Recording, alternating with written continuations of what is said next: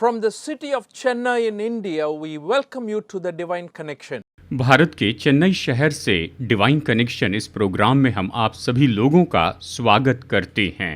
You know, this program is titled Divine Connection. इस programme का नाम है डिवाइन कनेक्शन। इस तरह से You probably would have seen it in the introductory part when the program was coming up. जैसे programme शुरू हुआ तो आपने इंट्रोडक्शन में ही देखा होगा। And we emphasize connection is crucial.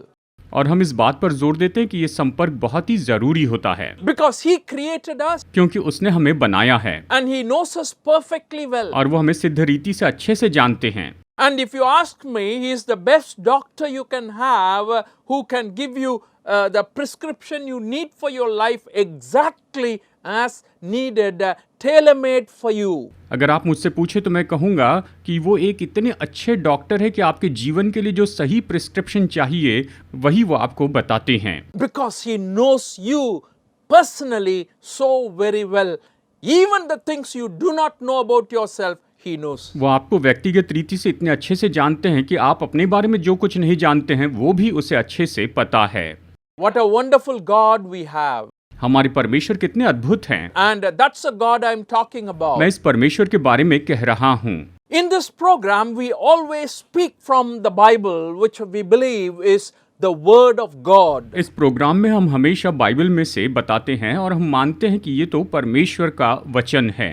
And today, I want to talk about a very important promise and a truth that Bible reveals to us from the book of Thessalonians. और थिस्सलुनीकियों की किताब से मैं आपको Bible जो सत्य हम पर प्रकट करती है वो बताना चाहता हूँ। And in the book of 1 Thessalonians chapter 5 verse 24 we read this, the one who calls you is faithful and he will do it. पहला थिस्सलुनीकियों अध्याय 5 वचन 24 कहता है, तुम्हारा बुलाने वाला सच्चा है या विश्वास योग्य है और वह ऐसा ही करेगा। Apostle Paul knew very clearly that this is a message that the believers in Thessalonica needed very much on that day. प्रेरित पौलुस जानता था कि थिस्सलुनीका के जो विश्वासी हैं उन्हें उस दिन इसी संदेश को सुनने की जरूरत है, ये उनके लिए जरूरी है। He knew some of the believers there closely. वो वहां पर के कुछ विश्वासी को नजदीकी से जानता था। Of course, he had spent very short time when he was going to Thessalonica during the second missionary journey. अवश्य ही अपनी दूसरी मिशनरी यात्रा में उसने उनके साथ में कुछ समय बिताया था। And Paul and Silas, both of them were in Thessalonica. और पौलुस और सिलास दोनों थिस्सलुनीका में थे। And if you ask today which country it is the country of Greece. अगर आज आप पूछे ये कौन सा देश है तो ये तो ग्रीस का देश है। In the book of Acts chapter 17 verses 1 to 4 we find the starting of the church at Thessalonica. प्रेरितों के काम अध्याय 17 वचन 1 से 4 में हम थिस्सलुनीका के चर्च की शुरुआत के बारे में पढ़ते हैं। They were there in Thessalonica preaching the word in their synagogues for 3 weeks. वे वहां पर थिस्सलुनीका में थे और उनके आराधनालयों में 3 हफ्तों तक प्रचार करते रहे। And when he was speaking, there were some people who believed and there were many people who opposed him. और जब वो प्रचार कर रहे थे तो कुछ लोगों ने विश्वास किया पर ज्यादा लोगों ने उनका विरोध किया था। So Paul and Silas had to leave urgently in an emergency from the city of Thessalonica. इसलिए पौलुस और सिलास को तुरंत ही थिस्सलुनीका शहर से निकल जाना पड़ा। After leaving, Apostle Paul was concerned about the believers, a small number of believers who accepted Jesus Christ from that city.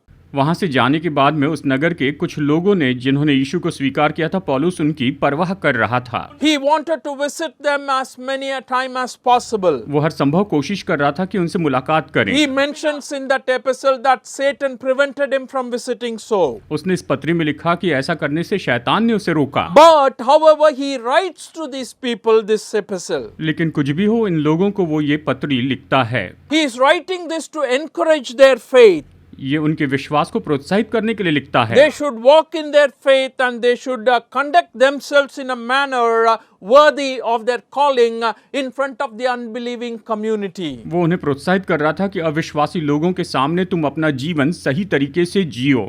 My dear friends, today for the church today the same call is being given to us by God. मेरे दोस्तों, परमेश्वर ने कलीसिया को आज यही बुलाहट दी है। He wants us to be witnesses. He wants us to live a life worthy of the calling we have received. हमने जो बुलाहट पाई है उसके योग्य जीवन जीने और गवाह के रूप में जीने के लिए वो चाहते हैं। That's why it says the one who calls you is faithful and he will do it. इसलिए ये कहता है तुम्हारा बुलाने वाला विश्वास योग्य और वो ऐसा ही करेगा। What he will do, वो क्या करेगा, what he is capable of doing. वो क्या करने के योग्य है। Well, if you ask me what God can do, I would say he can do everything. मुझसे पूछे परमेश्वर क्या कर सकते हैं तो मैं कहूंगा सब कुछ कर सकते He हैं can do anything that he wants. और जो चाहे वो कर सकते हैं। But I want to tell you that he does a few things which are very, very important for the Thessalonian believers, and also it is important for our lives today. मैं ऐसी बात बताना चाहता हूं जो थिस्सलुनीकिया के विश्वासियों के लिए और आज हमारे जीवन के लिए भी बहुत बहुत जरूरी है। 1 Thessalonians 5:23 and 24. पहला थिस्सलुनीकियों 5:23 और 24 आइए पढ़ते हैं। It says, "May God himself, the God of peace, sanctify you through and through. May your whole spirit, soul and body be kept blameless at the coming of our Lord Jesus Christ. The one who calls you is faithful and he will do it." शांति का परमेश्वर आप ही तुम्हें पूरी रीति से पवित्र करे और तुम्हारी आत्मा और प्राण और देह हमारे प्रभु यीशु मसीह के आने तक पूरे पूरे और निर्दोष सुरक्षित रहे। तुम्हारा बुलाने वाला सच्चा है और वो ऐसा ही करेगा, यानी तुम्हारा बुलाने वाला विश्वास योग्य है और वो ऐसा ही करेगा। So God is doing a few things in our life. तो परमेश्वर हमारे जीवन में कुछ काम कर रहे हैं। And the first thing it talks about is, may the God of peace sanctify you. और पहली बात ये कहता है कि शांति का परमेश्वर आप ही तुम्हें पूरी रीति से पवित्र करे। Oh, it's a very important work God does in our lives. ये तो परमेश्वर हमारे जीवन में बहुत ही महत्वपूर्ण काम करते हैं। Sanctification, शुद्धिकरण, making us holy, हमें पवित्र बनाना, setting us apart, हमें अलग करना, so that we can be completely His, ताकि हम पूरी रीति से उसी के हो जाएं, His own. उसके अपने। Oh, that's what God is trying to do in our lives today. परमेश्वर आज हमारे जीवन में यही तो करते So हैं। Apostle Paul is reminding the believers, तो प्रेरित पौलुस विश्वासियों को याद दिलाता है, Thessalonian believers, God is sanctifying you. थिस्सलुनीकिया के विश्वासियों, परमेश्वर तुम्हें शुद्ध कर रहे हैं, पवित्र कर रहे हैं And through He is sanctifying you. और वो तुम्हें पूरी रीति से पवित्र कर रहे हैं। At the same time, He also says, may your soul, body and spirit be kept blameless. In other words, He is protecting us. और साथ ही आगे कहता है तुम्हारी आत्मा और प्राण और देह सुरक्षित रहें। इसका मतलब है कि परमेश्वर हमारी सुरक्षा कर रहे हैं, वो हमें सुरक्षित रखते हैं। He is guarding you वो आपकी रक्षा कर रहे हैं so that you will be blameless. ताकि आप निर्दोष हो जाएं। And finally, we also read that the one who calls you is faithful, he will do it. और आखिर में हम पढ़ते हैं तुम्हारा बुलाने वाला सच्चा है, विश्वास योग्य है, वो ऐसा ही करेगा। So he sanctifies you, तो वो आपको शुद्ध करते हैं, he guards वो you, आपकी रक्षा करते हैं and he remains faithful to you. और वो आपके साथ विश्वास योग्य रहते हैं। I mean, the God of the Bible operates like that in the life of the believers today. आज विश्वासियों के जीवन में बाइबल के परमेश्वर इसी तरह से काम करते हैं। He cares about you very, very much. वो आपकी बहुत ज्यादा परवाह करते हैं। He is very close to you and you are very close to him too. वो आपके बहुत ही करीब हैं और आप भी उसके बहुत ही करीब हैं। And what I'm saying is possible when he starts his work in you. और मैं ये कह रहा हूँ कि ये संभव है जब वो आपके अंदर में अपना काम शुरू कर देते हैं। And I want to share with you from the three ideas that's coming out from this verse. और मैं इस वचन से जो विचार आता है वही आपको बताना चाहता हूँ। First of all, let's go one by one. First he says, God will sanctify you. चलिए एक एक करके देखते हैं। सबसे पहले उसने कहा परमेश्वर तुम्हें पवित्र करें। What it means to sanctify oneself. किसी को पवित्र करने का मतलब क्या है? I already told you that it means to set it aside, set apart. और मैंने आपको पहले ये बताया है कि ये तो उसे अलग करना, उसे अलग रखना है। You know, in the book of Genesis itself, the very first time we read in the book of Genesis chapter 2 verse 3, it says, "Then God blessed the seventh day and made it holy, because on it he rested from all the work of creating that he had done. बिल्कुल शुरू की ही किताब उत्पत्ति अध्याय 2 वचन 3 ये कहता है, परमेश्वर ने 7वें दिन को आशीष दी और पवित्र ठहराया, क्योंकि उसमें उसने सृष्टि की रचना के अपने सारे काम से विश्राम लिया। So he blessed the seventh day and he set apart the seventh day, made it holy. तो उसने 7वें दिन को आशीष दिया, इसे अलग किया और इसे पवित्र ठहराया। That's the idea of sanctification. यही तो पवित्र करने का विचार है।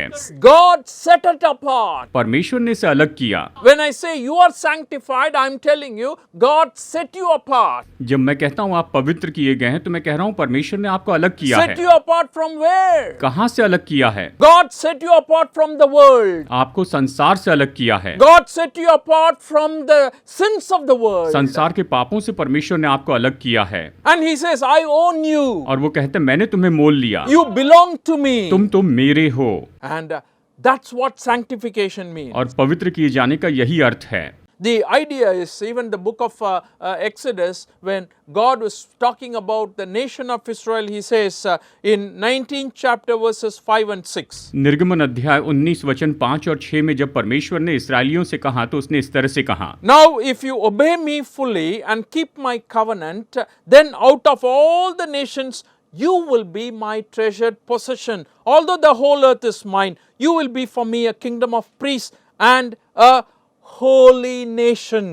These are the words you ought to speak to the Israelites. इसलिए अब यदि तुम निश्चय मेरी मानोगे और मेरी वाचा का पालन करोगे तो सब लोगों में से तुम ही मेरा निज धन ठहरोगे।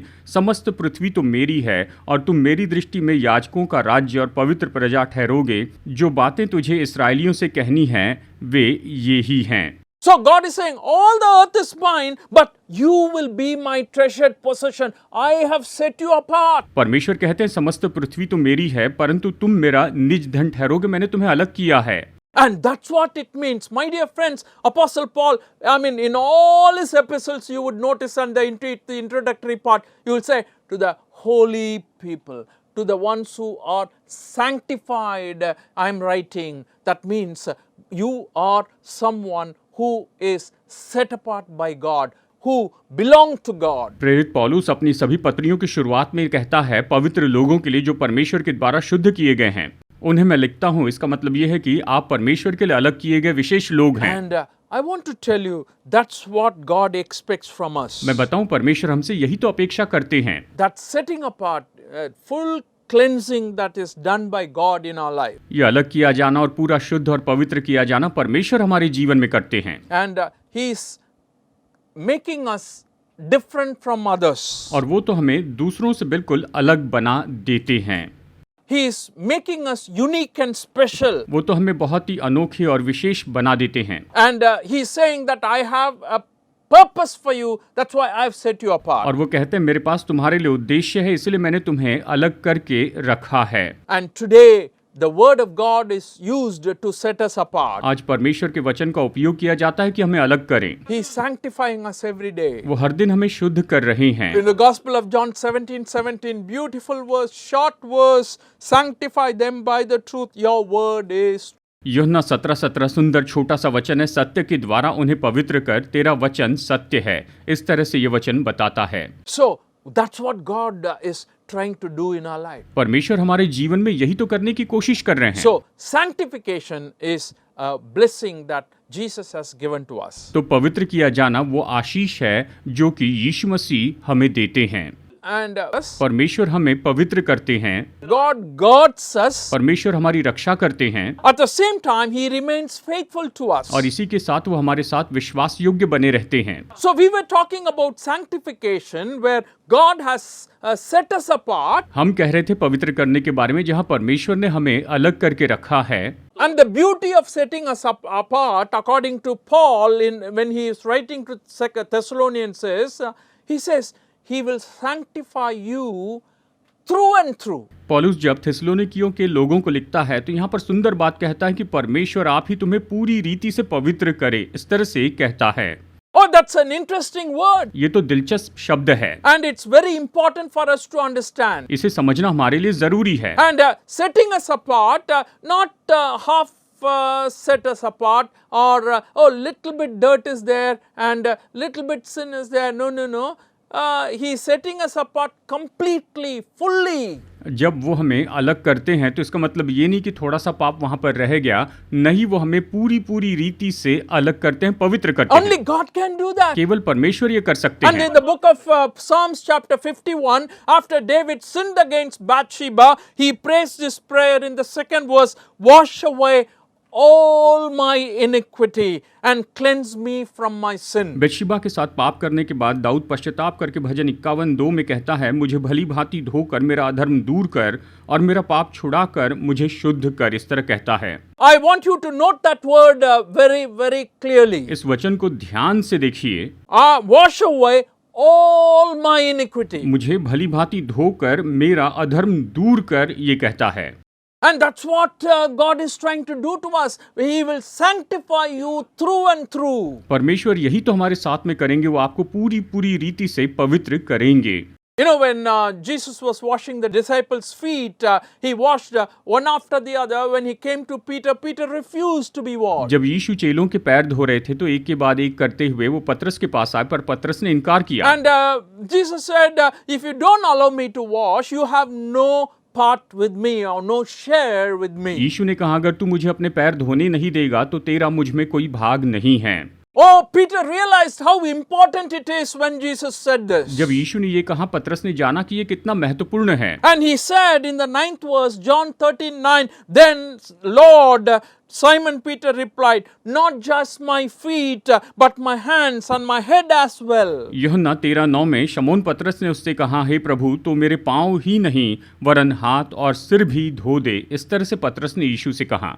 Oh, what a very important lesson we are learning from there. ये कितना महत्वपूर्ण पाठ है। Sanctifying through and through. मुझे पूरी रीति से पवित्र कर। Lord, not just my feet, केवल मेरे पांव नहीं, my hand, मेरे हाथ, my head, मेरा सिर, oh, including my whole body, Lord. I need this cleansing, sanctification from you. मेरे पूरे शरीर के लिए प्रभु मुझे आपकी ओर से ये शुद्धिकरण चाहिए। My dear friends, मेरे दोस्तों, that's what God is trying to do in your life and my life today. परमेश्वर आज हमारे जीवन में यही तो कर रहे हैं, And He is doing it today. और वो आज इसे कर रहे हैं। And if you want that, you can ask Him. अगर आप ये चाहते हैं तो आप उससे मांग सकते हैं। Come back to Him. उसके पास लौट आए, Return to Him. उसके पास फिर कर आए। Definitely He will guide. निश्चय वो आपका मार्गदर्शन करेंगे। So He sanctifies us. तो वो हमें शुद्ध करते हैं।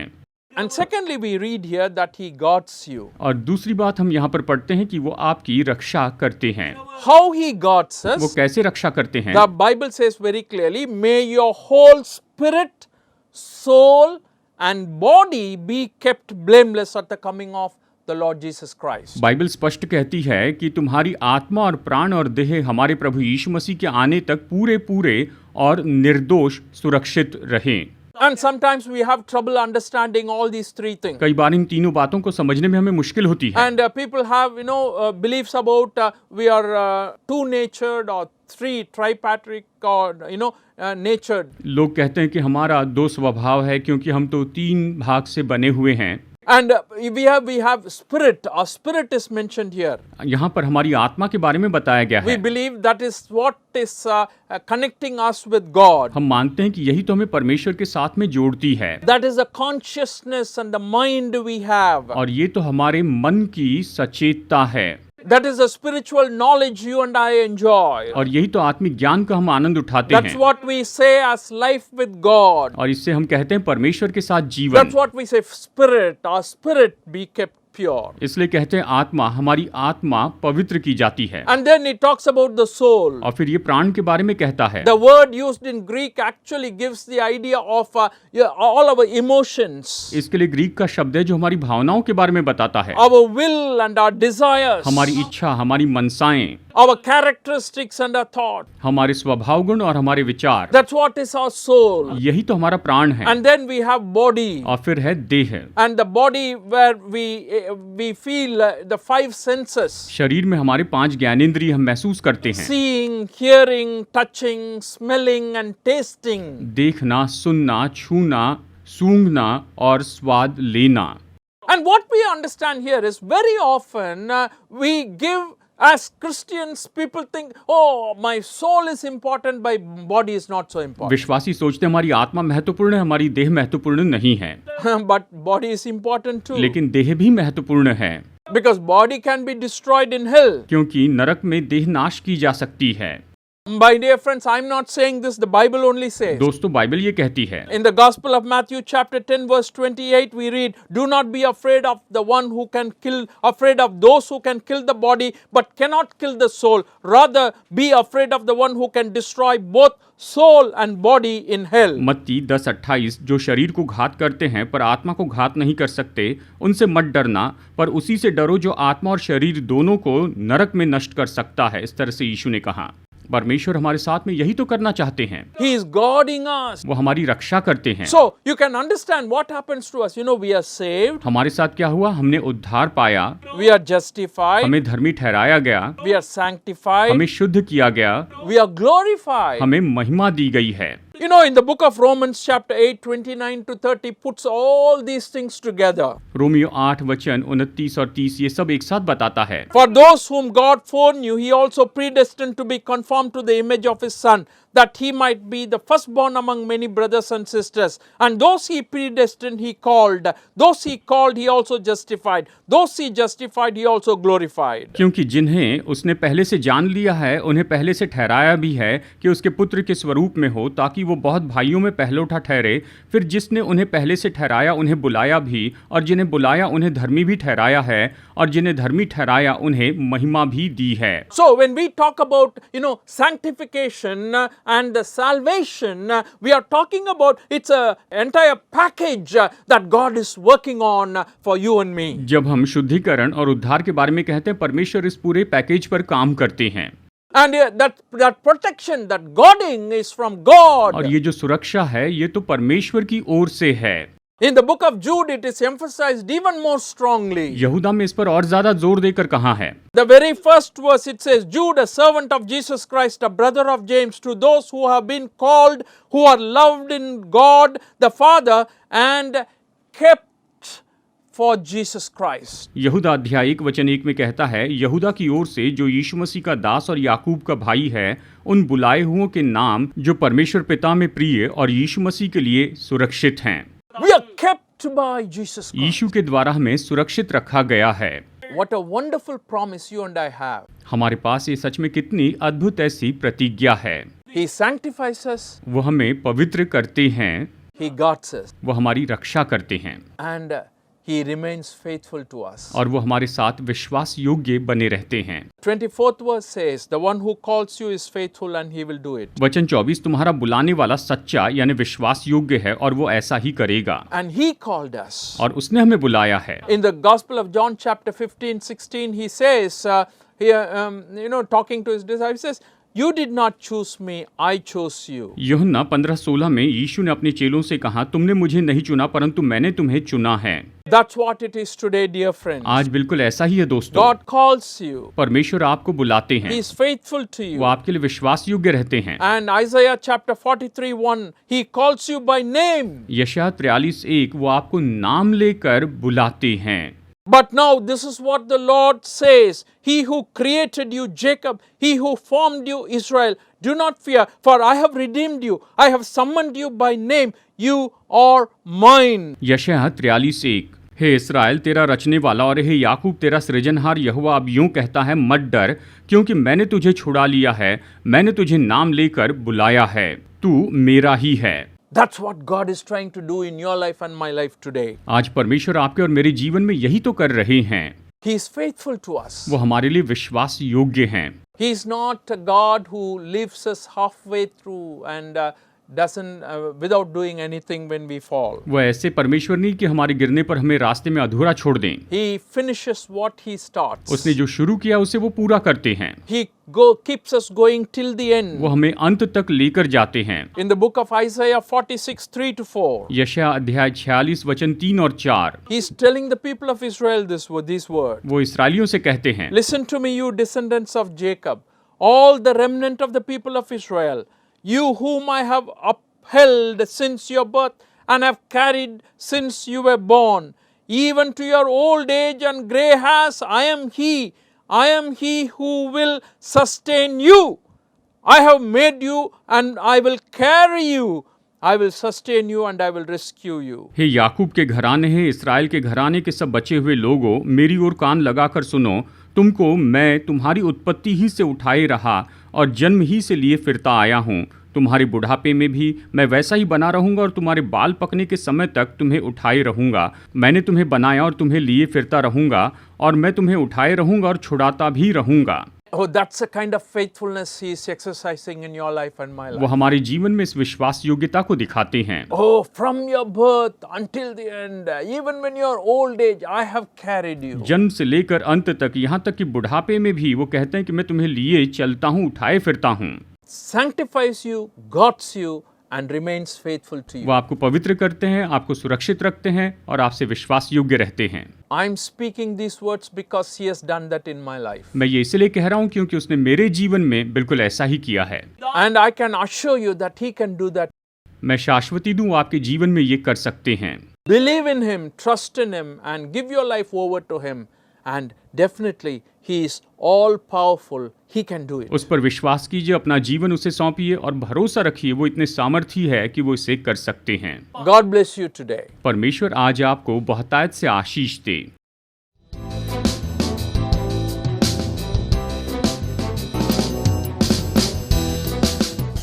Study the Word of God in a private and personal way through our online study website. Contact number